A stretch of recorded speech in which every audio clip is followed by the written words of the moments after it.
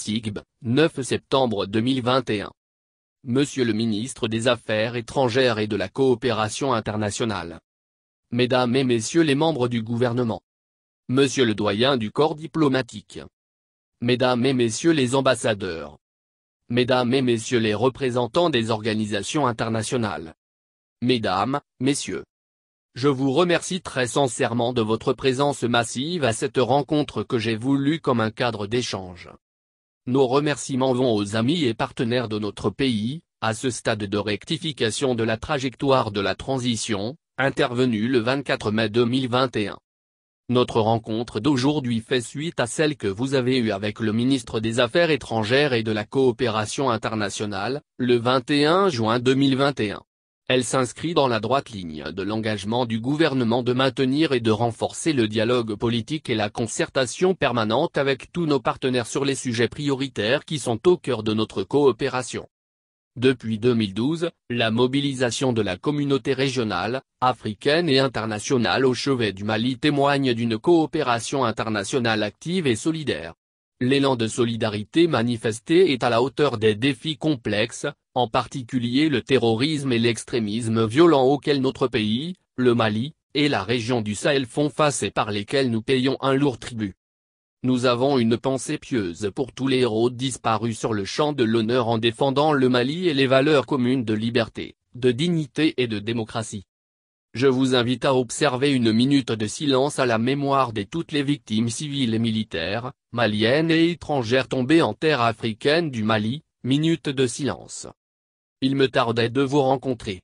En effet, j'ai souhaité avoir cet exercice avec vous bien plus tôt n'eût été les contraintes imposées par les agendas. J'ai particulièrement souhaité que cette rencontre ait lieu après la présentation du plan d'action du gouvernement, PAG, qui du reste, a du sens à mes yeux, afin de nous permettre d'avoir des échanges utiles, adossés à un cadre programmatique. Ce plan d'action du gouvernement a été présenté, conformément à la charte de la transition, devant le Conseil national de transition, CNT, qu'il a adopté le 2 août 2021. En recevant symboliquement le doyen du corps diplomatique le 13 juillet 2021, et certains de vos collègues en fin de mission et nouvellement arrivés en poste à Bamako, j'ai expliqué que, dans un souci de méthode et d'organisation, il importait de parler d'abord avec mes concitoyens. Il s'agissait pour nous, de concevoir avec eux les priorités de la transition, de dégager des lignes de consensus endogènes sur les grands sujets de la nation, avant de les partager avec les amis et partenaires du Mali que vous êtes. En effet, j'ai la profonde conviction que chaque fois que nous avons été capables de faire émerger des solutions nationales, consensuelles, le rôle des partenaires s'exprime bien et s'exprime mieux en termes de plus-value et de compréhension partagée. Au demeurant, le fil du dialogue n'a jamais été interrompu, car il faut bien considérer l'exécutif comme un bloc monolithique et le travail gouvernemental comme un travail d'équipe, impulsé par le président de la transition, chef de l'État, son Excellence le colonel Assimi Goïta. Dans cet esprit, le ministre des Affaires étrangères et de la coopération internationale n'a ménagé aucun effort pour vous rencontrer à plusieurs occasions. Mesdames et messieurs les ambassadeurs. Mesdames et messieurs les représentants des organisations internationales.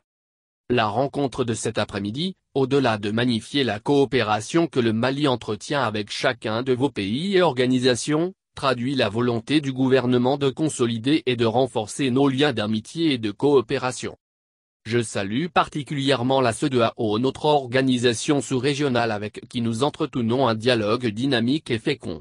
Son comité local de suivi de la transition qui constitue le premier échelon de ce dialogue conduit un travail remarquable qui bénéficiera toujours de l'appui de notre gouvernement. À l'échelle du continent, nous entretenons les mêmes relations, empreintes de confiance et de solidarité avec l'Union africaine, dont le comité paix et sécurité a séjourné à Bamako du 14 au 17 juillet 2021.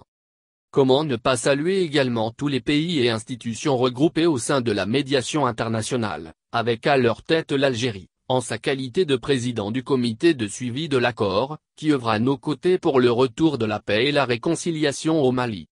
Je voudrais me féliciter également de la contribution exceptionnelle des casques bleus de l'ONU à la stabilisation de notre pays, aux côtés des autres forces internationales que sont l'opération Barkhane, la force Takuba et la force conjointe du G5 Sahel.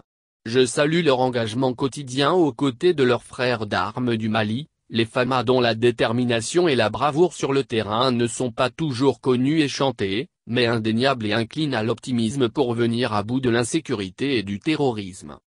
Nous connaissons et apprécions à sa juste valeur l'implication de l'Union européenne et de ses États membres dans le développement du Mali depuis l'instauration du Fonds européen de développement, il y a de cela plusieurs décennies et à travers les nouveaux instruments qui lui ont succédé. Je salue également toutes les coopérations sud-sud, souvent discrètes mais essentielles, comme ce qui nous unit aux pays frères et amis limitrophes avec lesquels nous entretenons une politique de bon voisinage, et celle que nous entretenons avec tous les pays de la Oumma islamique. Le Mali, pays de mémoire et de gratitude, n'oublie pas et n'oubliera jamais le soutien multiforme apporté à son développement économique, social et culturel par les pays amis, du Maghreb, du Moyen-Orient, de l'Asie à l'Amérique du Nord, en passant par l'Europe de l'Est, l'Amérique latine et le Pacifique. Depuis 1960, notre pays est engagé pour la promotion d'une diplomatie de paix, comme en témoigne sa participation dès 1960 à l'opération de maintien de la paix au Congo à travers le contingent du Sahel. Notre quête de paix est consubstantielle à notre engagement panafricain et à notre dédicace à l'amitié entre les peuples, la coopération entre les nations, la compréhension mutuelle et la politique de bon voisinage. En dépit des difficultés conjoncturelles, l'engagement du Mali sur la scène africaine et internationale pour promouvoir les valeurs communes de paix, de liberté, de dignité, de démocratie et de développement centré sur l'homme demeure une constance qui ne faiblira pas. Concernant la conduite de la transition, il ne vous pas échappé que le gouvernement, formé le 11 juin 2021, est sur tous les fronts, de la sécurité au front social, de la refondation à la lutte contre la corruption et l'impunité, de fléau à la base de la crise de l'État, de la méfiance et de la défiance des citoyens vis-à-vis des institutions publiques. Le plan d'action du gouvernement, PAG, structuré autour de 4 axes majeurs se veut une réponse urgente, courageuse et cohérente aux défis économiques, sécuritaires, politiques, sociaux, institutionnels qui affectent notre pays et menacent son existence et minent sa cohésion. Si l'apaisement du climat social auquel le gouvernement s'est attelé avec détermination est de nature à créer les conditions d'une transition apaisée, l'amorce des réformes politiques et institutionnelles va asseoir les fondations du Mali nouveau, un Mali bâti sur des institutions fortes, légitimes et démocratiques. C'est le gage du redressement de notre pays, de la préservation de son unité, de sa souveraineté et de sa stabilité durable. Mesdames et messieurs, j'allais dire mes chers amis et chers amis du Mali.